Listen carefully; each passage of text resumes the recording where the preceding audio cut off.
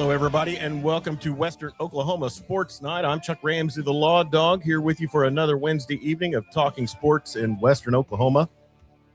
High school, college, anytime a professional athlete's career touches Western Oklahoma, we'll touch on that as well. Joining me, as he always does, the sports director for Wright Media in Weatherford, Clinton, and Elk City, Luke Clement. Luke, how are you doing, my friend? Hold on just a second. Let me get you up there. And how are you doing, buddy? I'm doing good, Chuck. How are you? Man, doing good. Coming off of a big win for the Weatherford boys last night against a ranked Bethany squad. Girls almost comeback victory.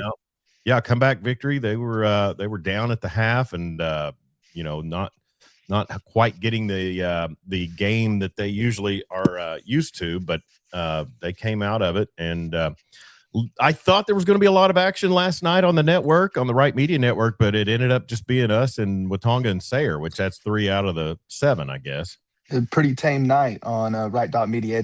It's simmering down with Hydro Weekly and Thomas beginning playoffs this weekend. They were not on the schedule this week, so it's getting slim pickings almost. You're having to dig a little bit for you'll be running an American rodeo for exactly. here before the end of the week.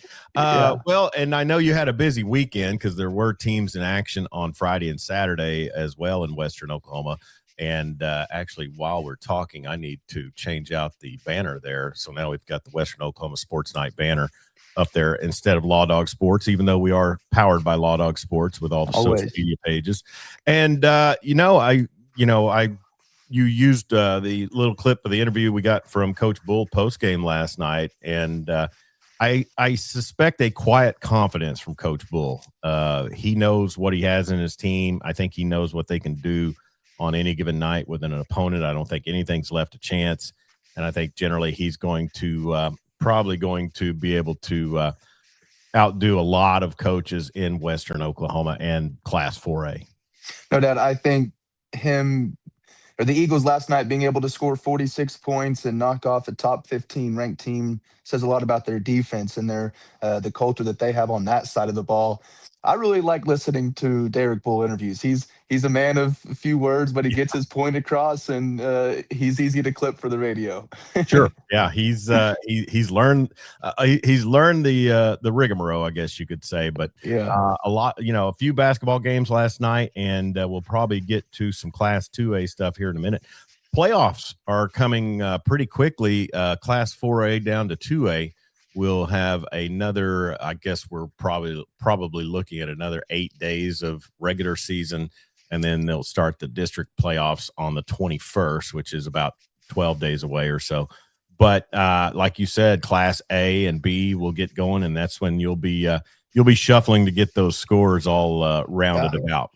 That's my I enjoy filling out brackets and searching for scores, and it's a busy time of the year, so it gives me something to do, no doubt. Yeah, and we may get Justin Jefferson on here in a little bit, as he had said he could probably come on tonight and talk a little bit of Clinton Red Tornado basketball as well. I got to think, and I'm not saying this facetiously or anything, but they have such dominant soccer programs. I bet there are kids, that probably don't play in the basketball programs, but are just bated breath, ready to get out on the pitch and start dominating in soccer again. I would believe so. A tough pull for Clinton basketball, having to go to Weatherford basically back-to-back games after the regular season finale. Yeah, but I'm sure Clinton is ready to get some soccer going. Yeah, and then also, I mean, for Weatherford's part, if you win against Clinton, then you take on the winner of Elk City and Woodward. So feasibly, if I had to, make a pick, I would say Woodward would defeat Elk City because they've got a lot of talent. Caden Gaines, 6'8", great player. And man, that would be the 5th time that Weatherford would play Woodward this season. I mean, it's just insanity. And, and then if you don't win your regional, you could end up playing them again in a consolation bracket. So, a lot of reason to, like Coach Bull said last night, take it one game at a time and worry about the next opponent. But Sayre went to Watonga last night, and you probably monitored both of those games for Wright Media, since Watonga and Sayre are on the network. Let's go ahead and go to our friend Max Patton out in Beckham County, and he is the voice of Sayre Eagle Sports. Maxwell, how are you doing, partner? I'm good. How are y'all, fellas? Now, is that Bad Bunny I hear in the background in your house? No, for sure. It's not Bad Bunny. I've had a neighbor post a Facebook deal today, and I'm not trying to delve off into something else, but it said, y'all didn't seem to have a problem with Spanish language back in '93 when it was the Macarena. I thought, well, you got a point. Max, rough night last night for both Sayre teams. The girls really got out to a slow start, and maybe it's due to Watonga having a pretty solid girls team. What happened last night on the road at Watonga? Well, in the girls' case, first of all, they played the night before against Sentinel and had an outstanding game. Didn't come out with a victory, ended up losing by 2. But so the combination of dead legs, quick turnaround, long drive, and then Watonga girls are bigger, stronger, faster, and that's just a recipe for disaster. I mean, I didn't really expect Sayre to go in there and win the ball game. I thought they'd play, they'd compete better. And in the second half, they did. I mean, it didn't really show a lot, but they were completely overwhelmed in the first 8 minutes of that ball game. I mean, it was bad. But they hung with it, and I was pretty proud of them for hanging, because they could have just checked out. I mean, It was that bad that first quarter, but they didn't, and they continued to fight. And Watonga left, most of their starters in through the entire game. They kind of mixed and matched a little bit in the fourth quarter with some of the girls on the bench, but he didn't get really deep into the bench until a minute and a half left to go in the ball game. Yeah. So Sayre's, was playing good players all the way through, and it wasn't horrendous in the second half, but there's no doubt that Watonga is a better team, and that's just the way it is. It's not on the girls necessarily because they don't know how to play. Just they're shorter and slower, and it's just that kind of thing. Luke?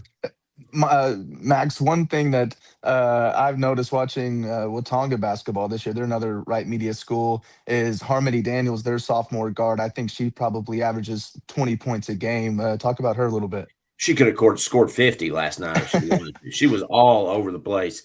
She's really good. And I would give, for her, or just because of her, I would give Watonga a shot to go all the way, really. I mean, she's just she's a player. And was she just a sophomore?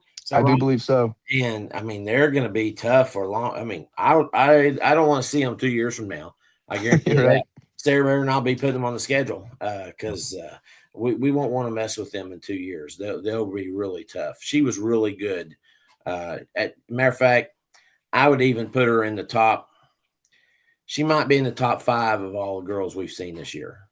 She's pretty salty, and probably definitely top 10 in this Western Oklahoma as far as from 2A down. And she's pretty good, and she knows how to get through traffic. She knows how to avoid the contact, and she knows how to play through contact when she needs to. And she rebounds the ball well. She handles the ball well. I didn't really find any flaws in her game. Max, Sayre starts district on the 21st, like the other classes that aren't A and B. Hobart, I guess, is the destination. Is that correct for districts? Yes, districts, and it's actually the 19th for Sayre at Hobart. They got a Thursday ball game, and it's really going to be tough for the girls down at Hobart. Hobart's another good team. A lot of size, a lot of physicality there, and so it's going to be tough. But the one thing for going for Sayre girls is they really don't care how good you are. They're going to come out and compete. And if Hobart has a bad night, you might just watch out because you get yourself in a bind. And Sayre, they can take advantage of it. The girls can shoot. Lila Whitney, Ava Woods, Lainey Easter, for sure. Lainey Easter, Layla Stout. they can all make a 3-pointer anytime they need to. And, if they get hot from the 3-point line, put in 10 or 11 3-pointers, who knows, Well, and that was the season opener against the Lady Bearcats, and that was 63-28. That seems like an eternity ago, December 2nd. I mean, so many teams develop and so many teams, there's changes, there's injuries with teams. So, I think probably Coach Stacy Wilson's going to look at it as like, girls, we're nothing. We're 0-0. We're starting this up. Don't worry about the previous stuff. I will say this, looking at your schedule, I want you to do your dangdest because I'd love to see Wright Media have to exit the Frederick gym coming up this week or next week. Your trip to Frederick, don't mouth off too much about the officials. We don't want to see you having to load up Drew and the camera crew and leave early. I've been telling everybody that listen, we need to show up down there with buttons that say, I heart refs. And everybody needs the home team that's the target, and the home fans that are the target in that gym. Some signs, get the cheerleaders to work on some cheers. We love referees. Yes, we do. We love referees. How about you? I think that'd be perfect. Yeah. I tell you, it's funny because Weatherford played Tuttle on Friday and then Elgin on Saturday. That was a makeup game from back December 2nd. And 2 dudes got kicked out on the Tuttle side Friday night. And then a lady got kicked out for the Elgin side on Saturday. So the administration and the referees at Weatherford are not taking anything too lightly. Now, they didn't target an entire fan base, but they did show some folks the exits. And I thought Friday night, a couple of them, the 2 dudes, I didn't think they were going to go. They were getting a little bit lippy with the administrators, but they were just down for me because I'm sitting on the visitors lower section side now. But it's just one of those situations where I had to deal last night with a fan base that was chipping at the refs during JV games, and it's like, folks, come on, give these guys. I mean, if you're reffing a 4A JV game, don't expect Ed Hockley or something like that. Yeah. Just play it out. Well, fans got to learn, and I have to learn. Sometimes just better just keep your mouth shut. When we played Hollis that night at Sayre, the game, Hollis, had a pretty good hold on the game, but Sayre started chipping away, and the Hollis fans started getting a little edgy, and they had a couple calls go against them in a row. And there was a time where all the fans stood up. It was in unison. Just everybody stood up, giving it to the refs. And I thought, we're going to have ourselves an issue, and but I think that probably empowered some referees too. I get it. I've been on the side of that deal. But to me, I focused on what was inside the lines. Yeah. And I always thought that if I was hearing people in the stands, I probably wasn't doing my job very good. Sure. Because and that's kind of what I got into last night, because in the past I've let opposing fans kind of get under my skin a little bit, and maybe a little extra emphasis on let that eagle soar once more, but, I through the wonders of pharmaceuticals and then also just kind of taking a step back. And then also just all you got to do is say, looks like Coach Derek Bull is just really livid with that call. I think I threw that on Coach Callie Hayworth last night, and I don't think she really was. But before I started bashing the referee, I threw her under the bus. So anyways, but hey, real quick, I mean, you're out there in Beckham County, and I would have to say, just looking by the record and the results, that the Merritt Oilerettes are probably, you'd have to say, the best girls team west of Highway 81. Would that be a fair assessment? No. Canoe girls. Okay. Yeah. Canoe girls are the best team in Western Oklahoma. Okay. I'd second that. I'll tell you right now, when I fill out my bracket, I'm picking to win state. And I'll tell you now, I'm picking Canute to win state next year, and then Canute to win the year after that.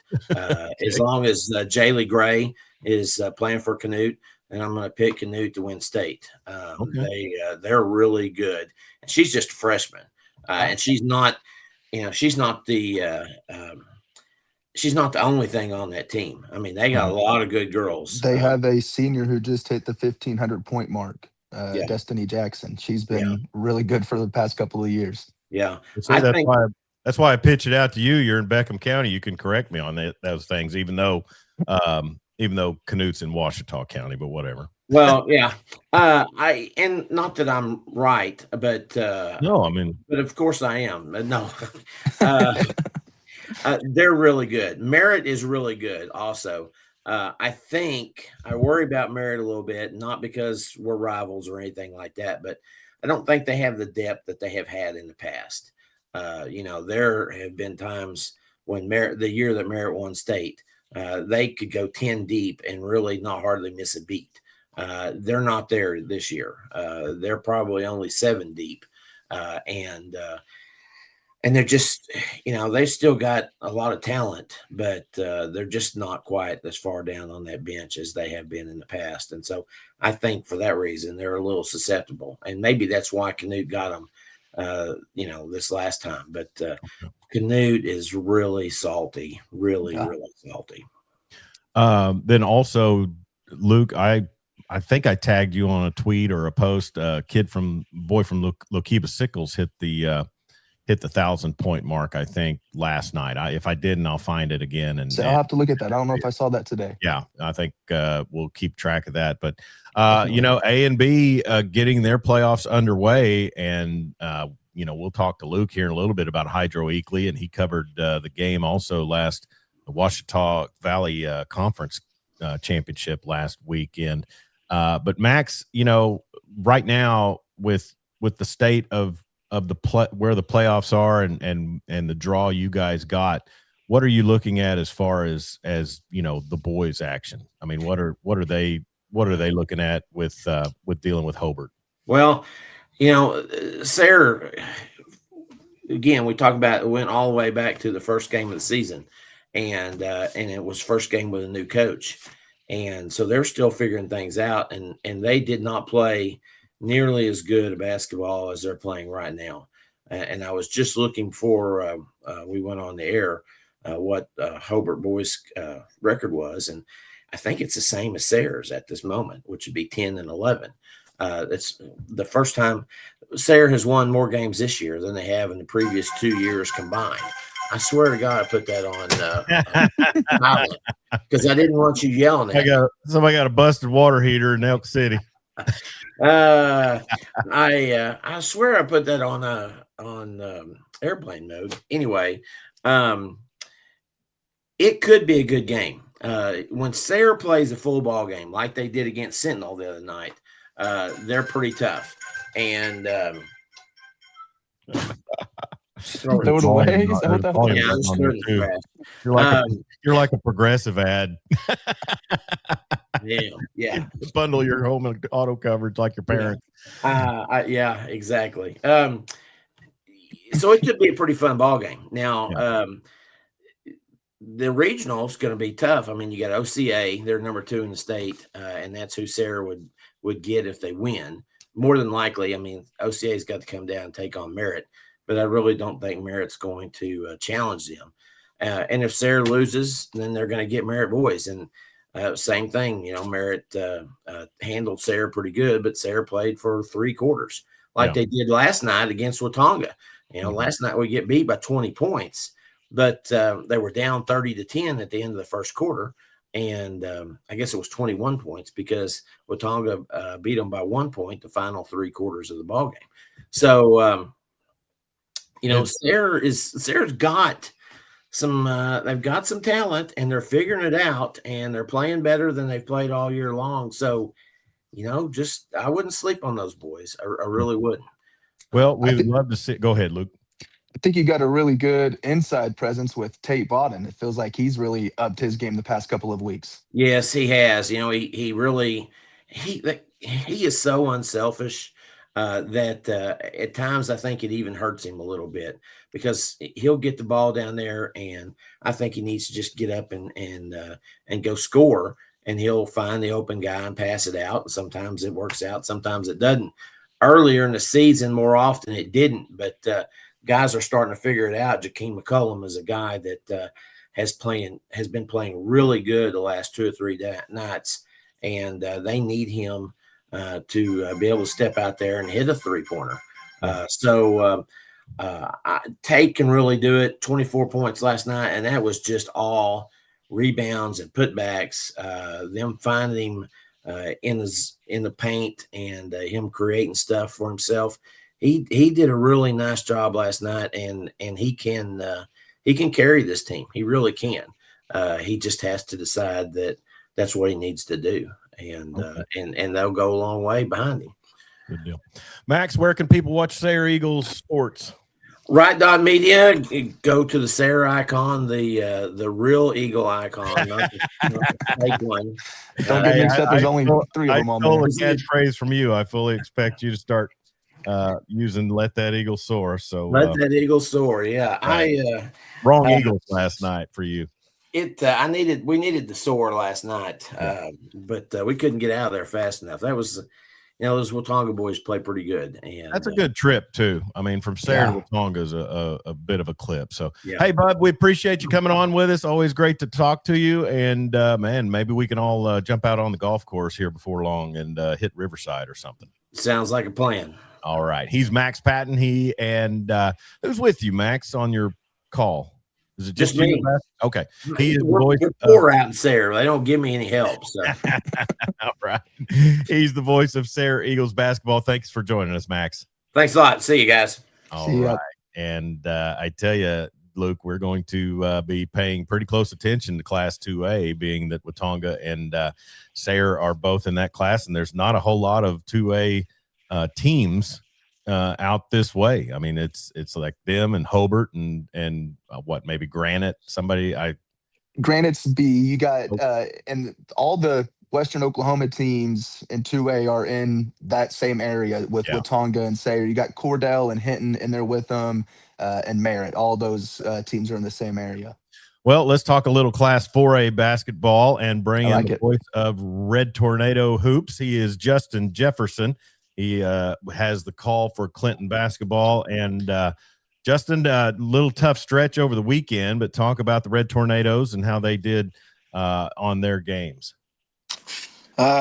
It's one of those struggle seasons. I mean, we had some sickness going on with the Lady Reds. The last couple games, we only suited out 6. We were starting 4 freshmen and a sophomore, and then bringing a sophomore in off the bench, and that's all we had the past couple of games. And when you're playing teams like Elk City and went blanking who we played, the Kingfisher. Yeah, Kingfisher. Yeah. When you're playing two teams like that, ranked teams like that, I mean, you're already not in a good position. And then when one of the people you're missing is your best 3-point scorer and one of your leading scorers on the team and you're only senior, I mean, it's just not a struggle for success or not a success formula at all. Yeah. And then the guys, it's been so weird. Like, they'll get off to hot starts. Not really the Elk City game, but ever since we've really come back from the storm, I guess you would say, the snowstorm against Bridge Creek, against Cache, we get out to really good starts, and then it just seemed like at quarters we just struggle to finish quarters. Like, we'd get a lead like 6 or 8 points. I didn't want to say the other number. Thank you. 6 or 8 points. 6 to 7 points. And then by the end of the quarter, the other team's taking the lead with like a buzzer-beating shot or something. It was just like deja vu. It seemed like it happened like 3-4 games in a row. Yeah. Or we'd just be on a run, and then all of a sudden, the end of the quarter, just struggling to finish. Yeah. Well, and look, you go here in a minute, but I know that, we're talking about Kingfisher. I mean, you're talking about, I think I see them as potentially being a semifinal team in Class 4A girls basketball. I mean, they've got a lot of the pieces. I don't know if their guard play could hold up to. I mean, sure, depending on. I think they're going to Cushing for area or wherever they're going to have that, but losing to Kingfisher can be done pretty easily in a lot of ways. But no, I tell you what, you guys still have a fairly tough schedule, and I'll give you the heads up that Bethany likes to work it down low, and that Cameron Regier, she's a load to deal with down there. She had quite a few on us last night. Unfortunately, we saw them in the Duncan tournament earlier this season, and I want to say it was 50 or 60 point loss there. Yeah, they it wasn't pretty. Well, go ahead, Luke. I'm sorry. The game that you guys had six players, Riley Rodebush, she is the upperclassman in that game, being the sophomore, and she just continues her consistency, scoring 16 of the 18 points. Just talk about how she's been able to provide for the Lady Reds. Oh my goodness, she is the most aggressive player, and I made a joke with her at church on Sunday. Actually, I was telling her, I said, "Hey, out of all those points you scored, there was one moment where there was a girl from Kingfisher going for a layup, and Riley's normally in foul trouble. I mean, that's I mean, she plays so physical. I mean, her boyfriend's a fullback and defensive end on the football team, and she kind of plays like him. I mean, they just play like it's football. And the girl from Kingfisher was going for a layup, and I thought Riley was just going to send her into the stands. And then she kind of does the little like Olay thing. She looked like she wanted to foul, and then she like puts her hand back and lets the girl go up for a layup. And I was like, that might be our power play of the game. But she's been awesome. I mean, even last year, she kind of had to have a bigger role than she was probably comfortable being with. She's done a lot of the ball handling this year, especially when Ella Redchin's out. I mean, you'll see her bring the ball up the floor a lot if the other girls can't get it across half court. And she's the one consistently going to the hole. I mean, that game she scored 16 of the 18. She had all the points until a minute left in the game. Wow. Like, Paisley Rule got 2 free throws being fouled in the backcourt. And if she wouldn't have had those, Riley would have had all of our points. That's just the kind of player she is. She's taking on that leadership role, and she's trying to show by example. Well, Justin, you've got a little bit of a connection with the girls' head coach for the Clinton Red Tornadoes. Just a little bit. So, I mean, I'm seeing posts for some of the success of the middle school teams. Is it something that we can say there's help on the horizon coming up within the ranks of Clinton girls basketball? Definitely so. And the 7th grade gets a lot of hype. I mean, for those who don't know, he coached in the AAU squad called the Ravens. Mm-hmm. And so there's a lot of players that have come from that. I know, I believe Cheyenne's entire starting 5 was on that Ravens squad, and you see how good they are down in Class A. He's had some girls from Duke. He's had people come up from Anadarko play for him, but that's entire starting 5 for the 7th grade girls. They've just been playing together since they were little. My niece is on that team, and then but the main player for her name is Catalea Hudlin, and she's also happens to be my cousin. So there's a lot of family connection. Who's not your cousin in Clinton? Right. I'm telling you. I feel like I'm related to half the town. If they're not your cousin, you've welcomed them into your home. Yeah, right. Exactly. But that squad, I think they won the championship game of their tournament by 8, but they've been beating teams by like 20 and 30. They just won an 8th grade tournament up at Stillwater. Yeah. And I think their closest win was like a 20-point win against Stillwater in the first round. Wow. And then the 8th grade girls, I mean, they have a couple athletes too. There's one girl, her name is Alasia Lacey, and she'll be a pretty good basketball player, but in track, a lot of people are expecting there might be a lot of school records gone by the time she's done with high school. Like she already holds almost any middle school event that she does in track. She holds the record for the school record for. Well, it's always fun to have some track standouts. I know Weatherford had a lot of success with some of their track athletes on the girls' side here in the last several years. But well, and we want the most competitive sporting events we can have. Football delivers.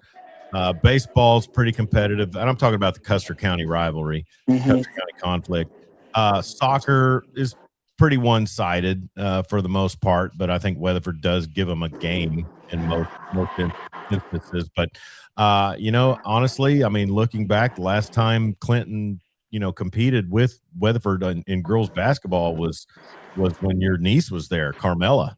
And she was a great ball handler, great scorer, had a lot of game, and even she had trouble overcoming what Weatherford had going then.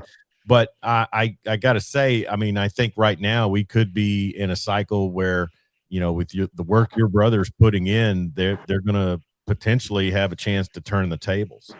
Oh, we hope so. And I mean, even just next season, I mean, just getting players healthy that we had out this season. I mean, you saw Arlena Kirkendall goes down in the game against y'all.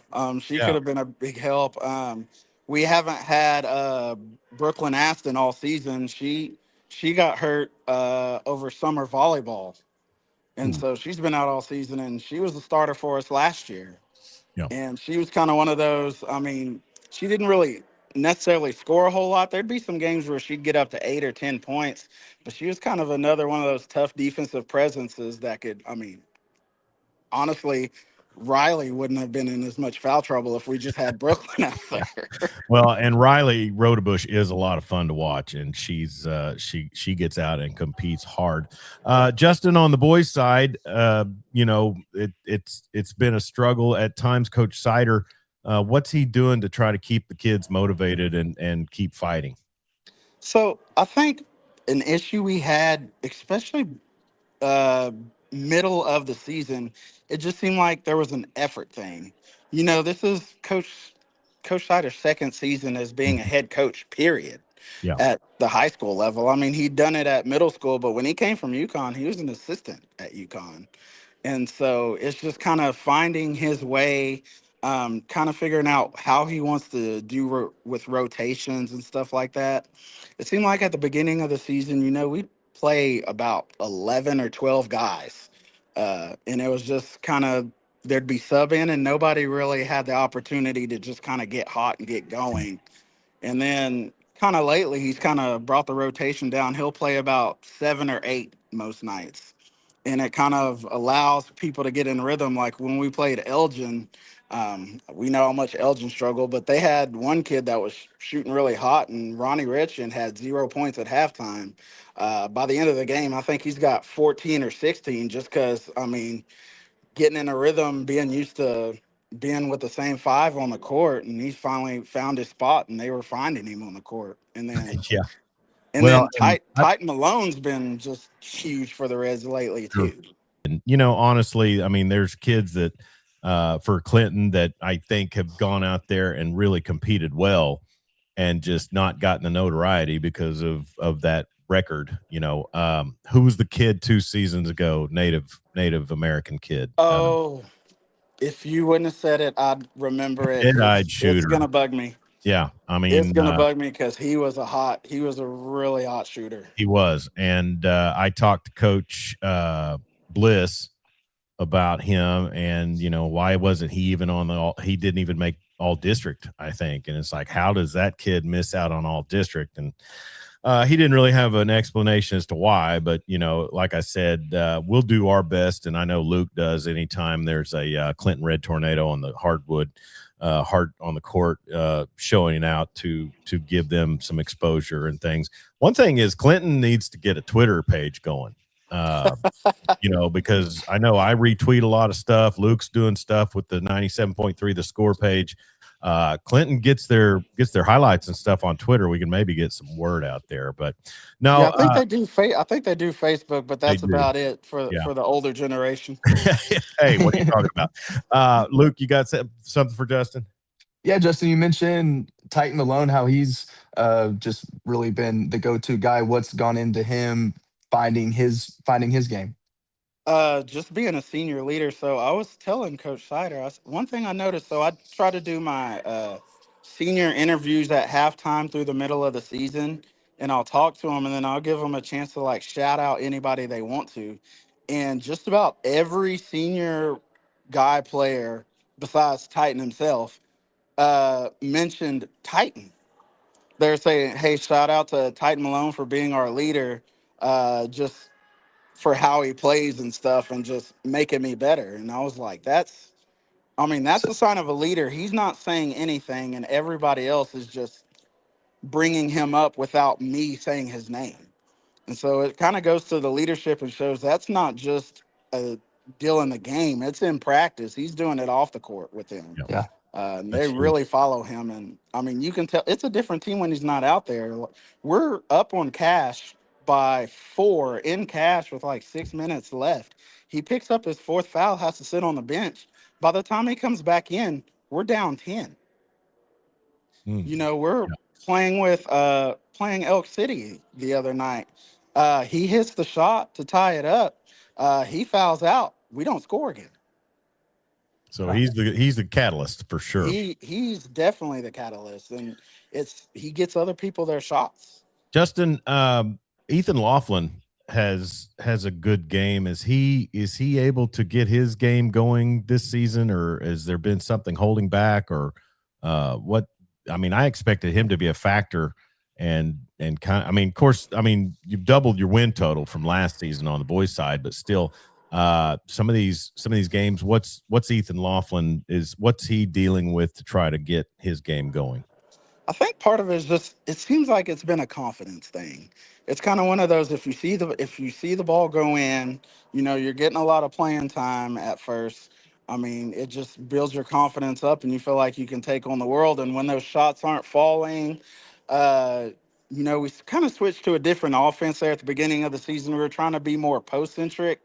And his thing is, I mean, he's a big body, and everybody wonders why he doesn't go down low, but then he'll have that game where he scores 20, 25, and he's made like 4 or 5 3-pointers. Has Like he that's had some of those games? not real. There's Okay. a game I think he had 12. Okay. I'm trying to I mean, 'cause remember he's who it was got a great against. corner three shot. I mean, I've seen him hit from corner threes real well. And see, lately, I mean, he hit a big 3 in the Elk City game to pull us within 3, Hmm. but he's mostly been focused banging down low.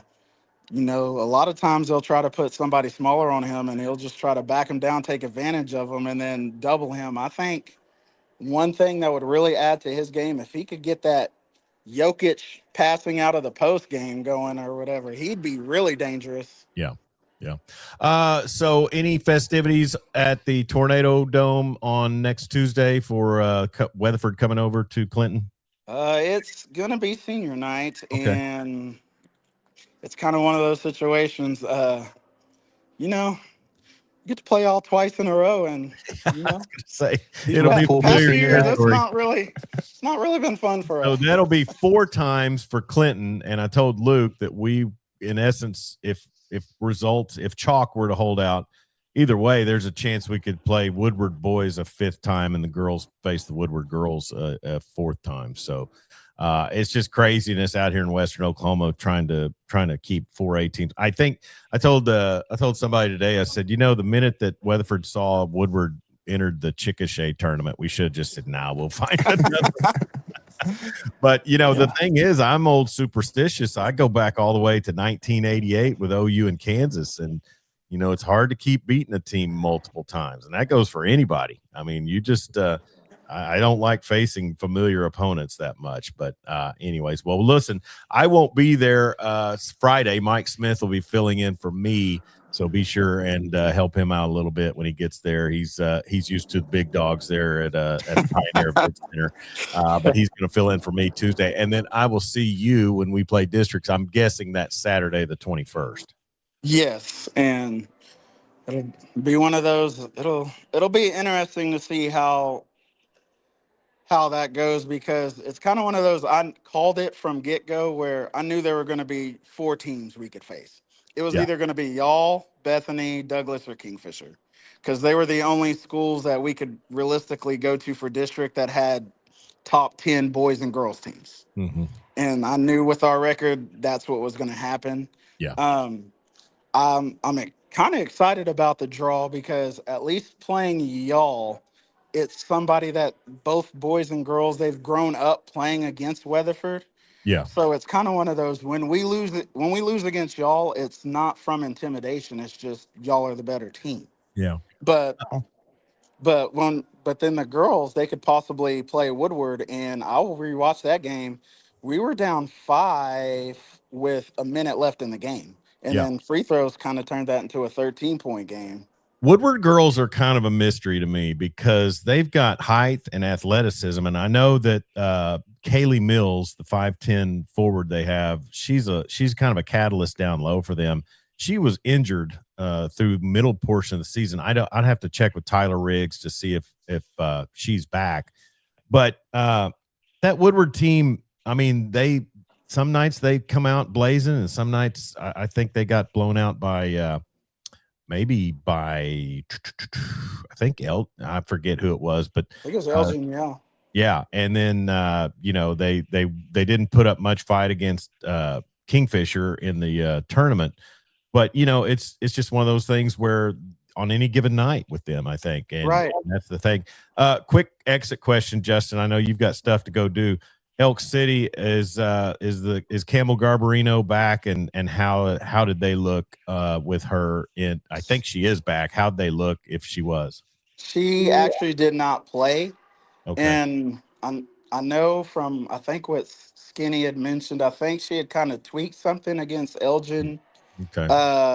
that game before. And I mean, honestly, it's a game against you're playing against a 2-win team that it doesn't matter how the score goes because the playoffs are already set. So why risk it? Yeah. In that kind of game. So I'm wondering if they just held her out to be safe. Yeah. Because she's going to be a big difference on if they make the area tournament or bow out early. She's on defense, but right now their big go was ball. Yeah. The ball girl Likely ball. she's filling it up lately. I think in the past 4 or 5 games, I think she's averaging about 16 or 18 points. Mm-hmm. Yeah, and they've got the outside shooters, and that's where Garbarino makes them dangerous because she can draw attention getting And into the paint. Kaz Ulrich is a monster on the boards. And She that's is another a one monster that down she there. benefits really well when Garbarino's in there drawing attention, and she's burned us in the past, last year, in fact. So. Yeah. All right, Justin. Well, sounds like you got a busy youth group there on a Wednesday night, so we'll let you get to them. Oh, and, yeah. We sure appreciate you taking time and visiting with us and talking about Clinton Red Tornado basketball. All right. Thank y'all for having me. Good luck the rest of y'all season, Luke. Yes, sir. Thank you. And Chuck, good luck when y'all don't play us. Yeah. Let's just pray. Let's pray for some competitive sports. That's I think I want my team to win, but I also want to call it competitive games. It's fun. Hey, and by the way, I'm calling it now. Don't be shocked if you see the Hydro Bobcats in the state tournament. I Boys like the or girls, confidence. both. I love watching those guys play. If y'all would be ranked if y'all started the season how y'all ended it. 100%. I sure. agree. Yeah. Well, take care of yourself, Justin. We'll talk to you real soon.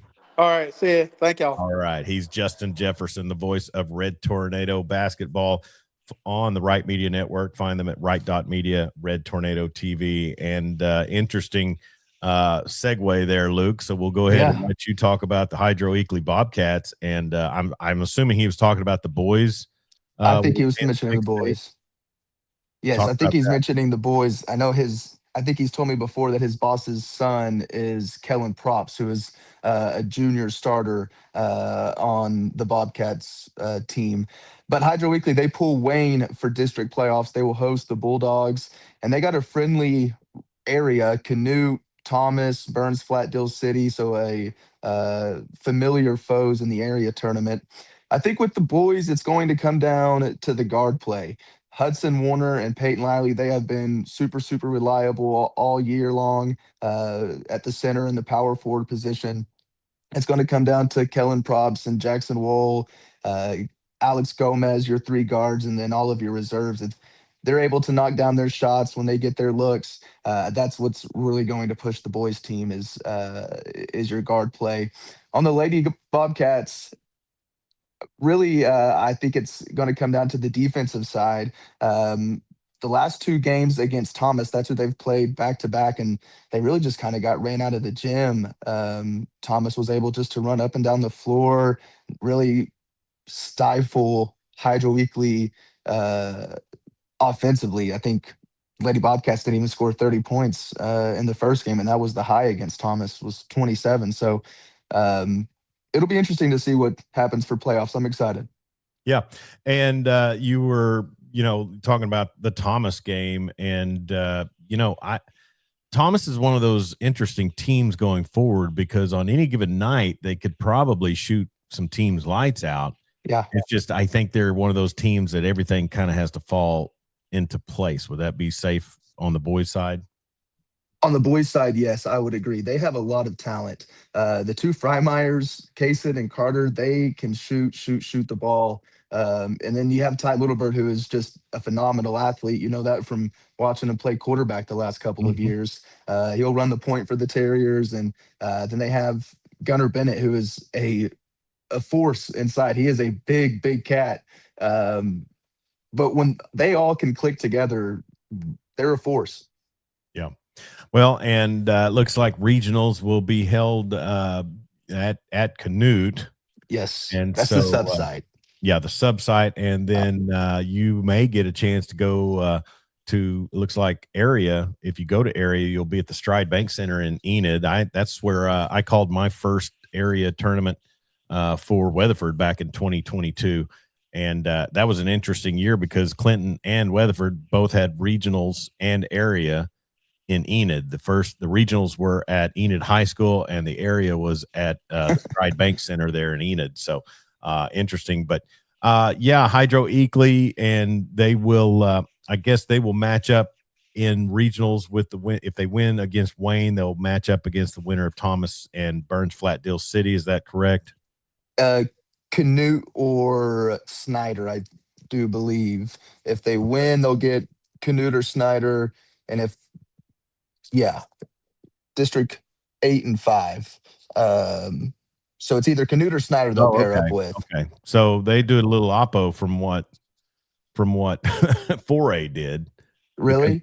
Because I looked at it last night, because I thought, well, no, I'm sorry. They actually did it the same. It's just they positioned Weatherford and Clinton in different districts. In the 6 and 7. Oh, dang it. I did it again. I didn't even catch it. You could have got away with it. Yeah. Well, and it's going to be fun, and the playoffs will get going, and that's going to be a extremely busy time for you as things just really get going and popping with pretty frequent results. As we mentioned, in Class 4A, districts will start on the 21st, and then they're going to have the second or the first round of regionals on that next Tuesday, which will be the 24th. A little weird. Yeah, and then I believe, looking at it, it will be, if you win, you'll play on Thursday. No, if you lose, you'll play on Thursday. If you win, you'll play on Friday.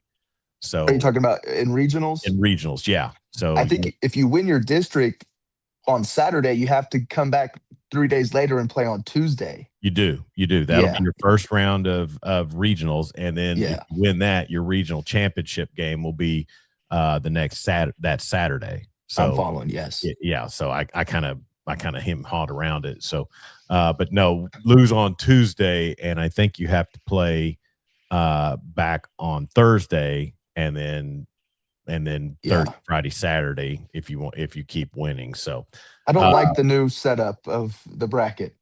No, I'm not crazy about that as well. Tuesday games, it just kind of, I know they've got to get things underway quick because there's so many freaking classes as they have now. That B1, B2, that I feel for you, man, trying to keep up with teams that really, they're in the area, but they're not on your network. It would be tough.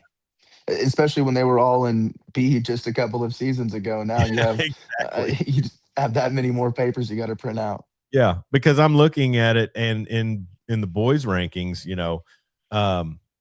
B2 has Dover in it, and that's if you're not aware, that's Jared Reese is the head coach at Dover. He's the former head coach at Kingfisher, who won all those state titles during that run that they had, and he's got them at 23-2 and number 1 in Class B2. But then Visay is right behind them. But I'm looking down the road, and all I see is anything in our area.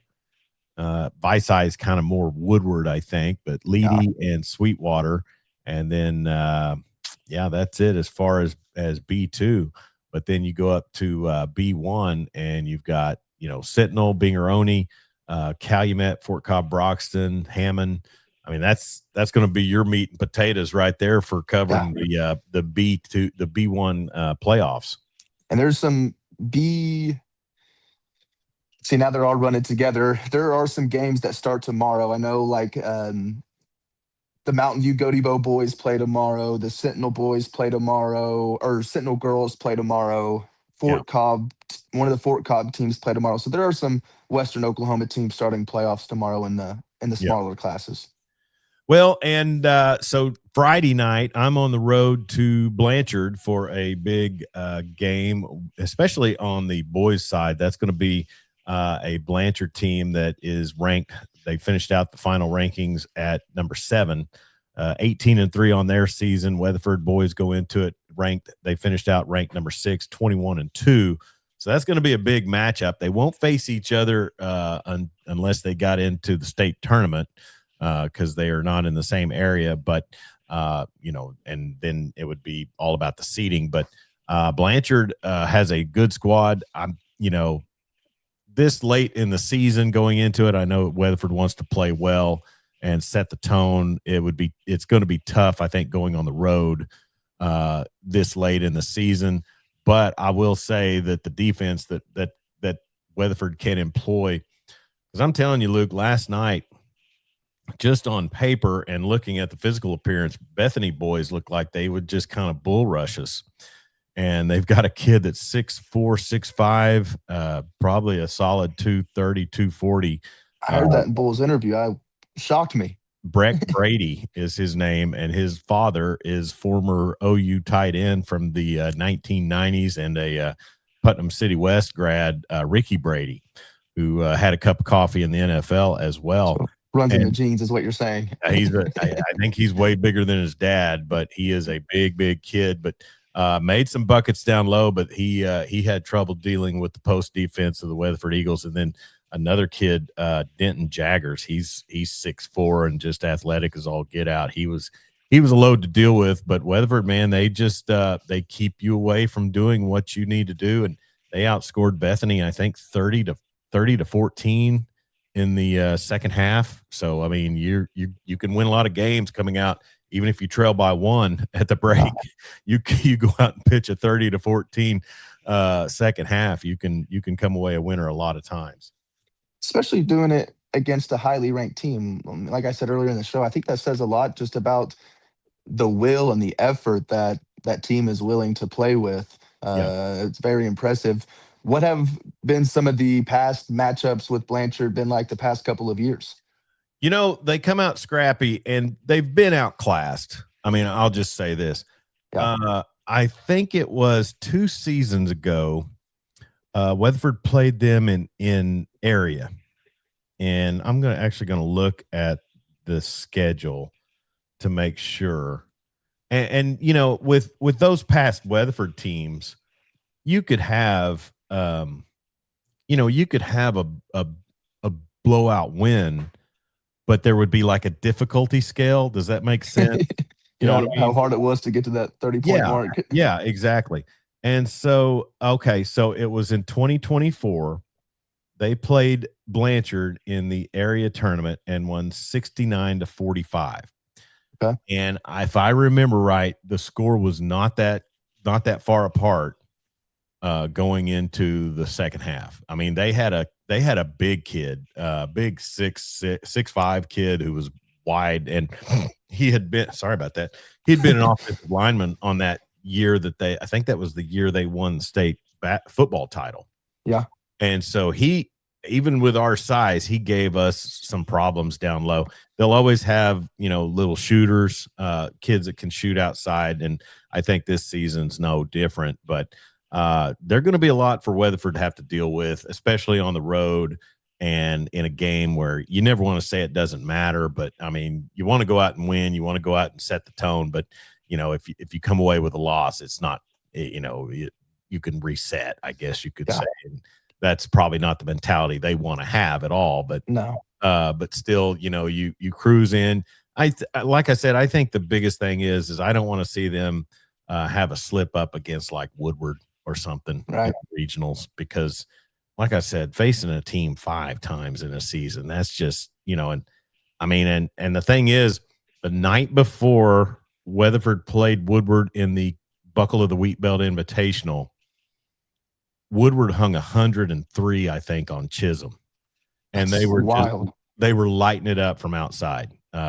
Kid named Gage Hutchins, he was just on fire. At 31 points the night before they played us, I think we held him to 4. So and some of that's defense and some of that's off shooting too. But one thing Weatherford likes to do is really force people out of their spots and things. So Coach Bull does a great job. On the girls' side, I really don't. I've got to do some research on this Blanchard Lady Lions team, but I will say this: they basically, I mean, it's stunning to think that they are 15-8 on their season, Luke. But before last night, which last night was a 4-point loss, Close game. It's close. You played the clip. It was close late. Yeah. And, just looking at it going forward is that they, I think they lost to Tuttle last Friday night. That was a game that we were kind of out of sorts. And I think Tuttle's actually coming along more so than they were, and that's kind of the tough thing about the rankings ending in late January, because you may not catch the rankings. You may not be ranked and you may be on a heater, playing your best ball. Exactly. And whereas Weatherford girls, they're ranked, they're tied for 9th, and they're on a 4 or 5 game losing streak right now. So it's just tough part of the season. But this Blanchard Lady Lions team, they're 8-13 on the season.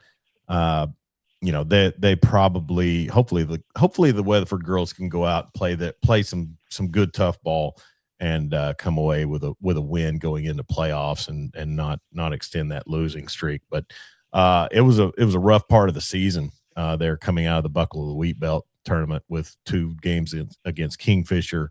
Elgin's improved. We beat them in the Weatherford Classic, but they a girl who had 2 points back in January, Luke, lit us up for 27. Oh, that's something you don't game plan for. Yeah, she couldn't hit the broadside of a barn. Kinley Garrett, 27 points on Saturday against us, and that just, when you lose 55-52, you think, dang, she had 2 points against us in January. It's just you almost feel a little snake bit. Yeah, no doubt. I think the one thing that the Lady Eagles can remain positive about is those games during those losing streaks. They were all to really good teams, if not ranked teams, and they were all close games. They didn't get blown out, or they were all, if I remember right, single-digit losses. So they're competing well. They're playing into the wire. We've seen that last night, the past couple of games. They're definitely playing for 4 quarters. I don't think it's an effort issue by any means. No, it's not. And they crash the boards hard. They play physical. They play tough defense. There was a 12-point, or let's see, a 10-point loss to Kingfisher. No, I'm sorry, I'm looking at the wrong line. I think it was I think the Buckle of the Wheat Belt Invitational was like a 12-point loss. But then they that same week, after they lose in overtime to a highly ranked Alva team from Class 2A or 3A, they beat Anadarko on the road. Now, I think Anadarko's having a little bit of struggles as of late, but it's just one of those situations where, and that's what worried me about Bethany boys last night, was they went to Anadarko and just smoked them without the big kid. And I just thought, we lost at Anadarko. They shot the lights out against us, but man, don't discount Derek Bull. That's all I got to say, But I would have to agree. If they make state, Luke, that would be the 5th year in a row that they would make the state tournament. And it's a very impressive run. It would be. And they've got a lot of work to do. Cassia Hall from Tulsa, highly ranked team, is in their area, as well as Bethany, Oklahoma Christian School. And then I think Inola is the other ranked team in that area 1 of Class 4A. But it'll be a lot of fun. You cover SWOSU also. They've got a homestand coming up, don't they? Yes, the basketball team, 2 Oklahoma schools, too. Big rivalry tomorrow. If you don't have anything going on, get to the Pioneer Event Center. They're playing the Northwestern Rangers. Both teams looking to get a loss back or a win back, however you word that, from a loss earlier in the season. And it's a whiteout, so wear your white SWOSU gear and get loud. I might have tried. I have a white SWOSU t-shirt. Maybe I can get by there and pull that out. But I generally sit off by myself. So anyway. Yeah, I would. I'll say this, and Western Oklahoma is a great place for sports. But I'm going to challenge people in this. I may clip this for a short. Western Oklahoma fans, they need. And I tell you this much: I watched the end of the Elk City and Clinton game last Saturday. Student sections were fired up. It was loud in there. Man, Weatherford student section needs to take a page. I mean, that they have been, I'm telling you, I could hear myself talking the other night during free throws or last night. And I challenged them on Instagram. I took a picture of the student section sitting there on their phones. And I said, do y'all even cheer anymore? And I tagged one of the Weatherford Instagram pages and got some interaction. We'll see how that fares. But I mean, you've got great teams. Even the girls, they're struggling right now, but they play so hard. You've got to get out and support them, get loud. And, when that other team's shooting a free throw, I don't care what side of the court they're on, make noise, do something. So don't just sit there. And that goes for all Weatherford fans. Get busy, and we'll hopefully that'll be the case as they're hosting regionals. But SWOSU, I gotta say, just when to me, I thought maybe count them out on their Arkansas trip, and then they both kind of surprise a little bit. They both in the Arkadelphia trip with a win. I think anytime you can go to Arkansas for a weekend trip and split, it's not a bad trip. I think you're happy with splitting on an Arkansas trip and keeping yourself in the postseason race.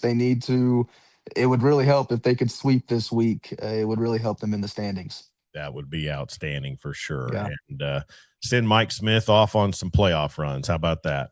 I would love to have him in Fort Smith for a couple of days and let him come back with the trophy. That's right.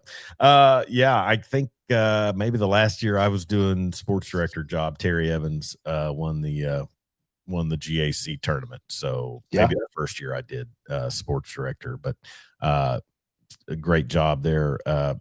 And I like Coach Zinn and Coach Weiberg. I think they're doing great jobs. And one thing about the Weatherford girls is Deja Gibbons, a SWOSU commit. Man, she had 20 points last night. She just kind of puts the team on her back and does so much for that team, and got some help last night. There was Ella Strickler had double figures, and so she made some buckets down low against some really tall girls. So they put out the effort for sure. But SWOSU baseball, I noticed, heard your story this morning on 95.5 The Coyote.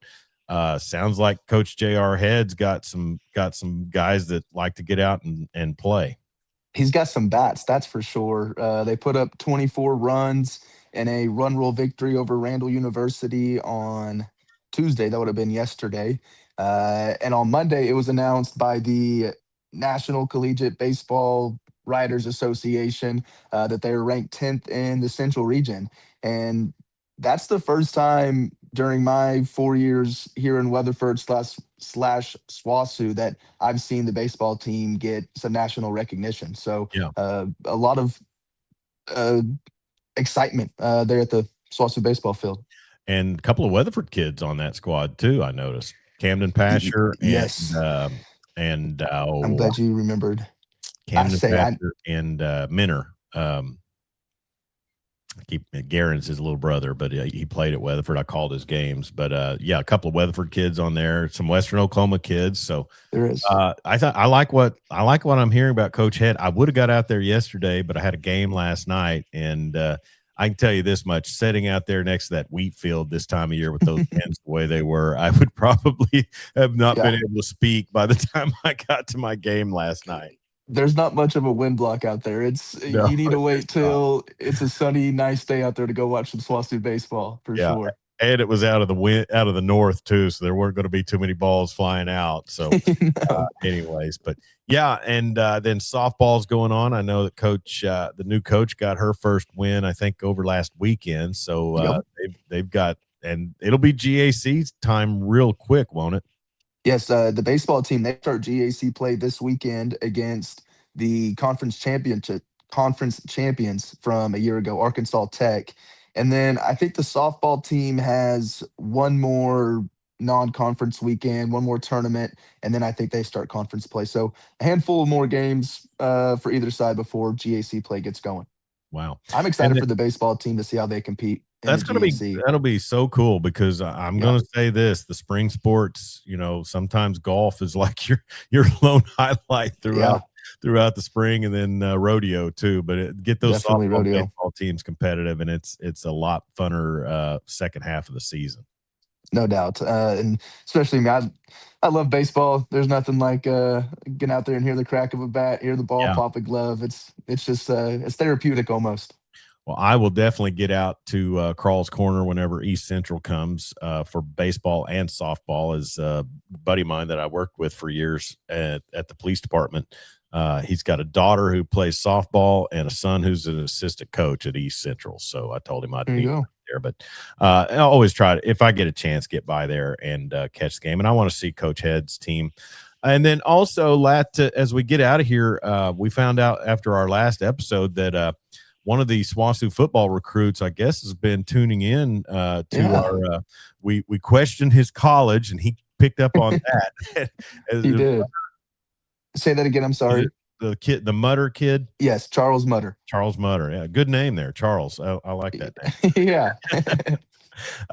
Charles Mutter, and it's Virginia where his college was, wasn't it? Or yes, Emory and Henry, if I remember right. And it's a D2 in Virginia. He said near Bristol Motor Speedway. Yeah, that's what it was. He messaged us and mentioned Bristol. So I made sure to give him a follow. So we'll look forward to interacting with him possibly down in the road in the future. You're wearing your Dodgers hat. So are you looking for that? Is that green? It's green, like a lime or like a turquoise blue type of thing, a coral blue. It's funny. I'm a Rangers fan, but I produced games for the Oklahoma City Dodgers for iHeart for a couple of years. So I always kind of felt, they are the AAA affiliate, so you got to kind of follow them. But I don't like anybody from LA that. So I just couldn't. After they won a couple of World Series, I think I was rooting for Toronto last year, but. I still think about one of the first times I did play-by-play. It was me and you at the I-40 Festival, and it was right when the pitch clock got introduced. And I was talking about a Joe Kelly interview where he's talking about how he doesn't like the pitch clock. And then you jump on the mic and go, "All right, Luke, Joe Kelly's a schmuck. I can't hear it anymore." Yeah. I cannot stand Joe Kelly. Even and a friend of mine who's a huge Red Sox fan kind of still likes him. And I was like, forget that putz. I can't stand him. He's, the way he mouths off to benches is like, dude, one of them guys come out there and just club you over the head, little stick man. That's what makes the game fun. That's a great memory because I had forgotten all about it until you mentioned it. I guess last year I helped Cody Allard kind of get going at the I-40 Classic's kind of a break-in for folks. No doubt. Jumping in on the play-by-play. It's coming around the corner. It'll be here before long, and Weatherford baseball and high school baseball will get started. Hydro Eakley. Now, does Hydro Eakley kind of have to hold off until basketball's done? Yeah, probably 90% of the baseball team is on the basketball floor right now. That's what I thought. So Yeah. that's the fun part about it, and that's why they can fluctuate schedules and stuff. But and then also, talking about some of our shows and things like that, it's just always really cool, like with Charles Mutter to check in with us, and we've got people watching on social media. So, we want to remind people, feel free to comment, feel free to get on. We'll bring up the comments on the broadcast if you do. So we always want to interact with you. We don't have a live radio call-in show or anything like that, but this is the closest we'll get, and we will strive to move forward and secure guests and visit with people. We like to try to get the roundabout from the play-by-play, because those are the guys that see the games. But you do a great job as well obtaining that audio from those coaches and stuff Thank you. Sportscast. I try, and you sending interviews helps a lot. And Max does his. He does a very good job. Shouldn't even say he does his best. He does a great job on getting the two coaches for Sayer on stream, and it helps a lot when the play-by-play guys are helping. Yeah, and those post games for SWASU were always helpful with Mike Smith after the basketball games. Coach Weiberg, Coach Zen, sitting down and visiting in the post game. So those always good for securing stories for your daily sports. And then also I noticed, and I gotta admit, I was getting my headphones out of your office the other day as I was doing some work on Coyote Classic, and I saw it posted on your computer. I wasn't eavesdropping, but I just saw a pink post-it, and it said Figure Out Podcast. And I want to apologize, because when you took over for me, that's something I should have made you aware of, is that you can podcast your daily sports, and I noticed that you've started doing that. Yes, the past 2 days I have got the daily sports podcasted. I've been trying to get them they're on Facebook, but you can also hear them on Apple Podcast. You can search up Western Oklahoma Sports and listen to them on your phone. If you missed something, didn't hear a story, or want to listen to it again, you can find it on the Scores Facebook, the Coyotes Facebook, and on Apple Podcast at Western Oklahoma Sports.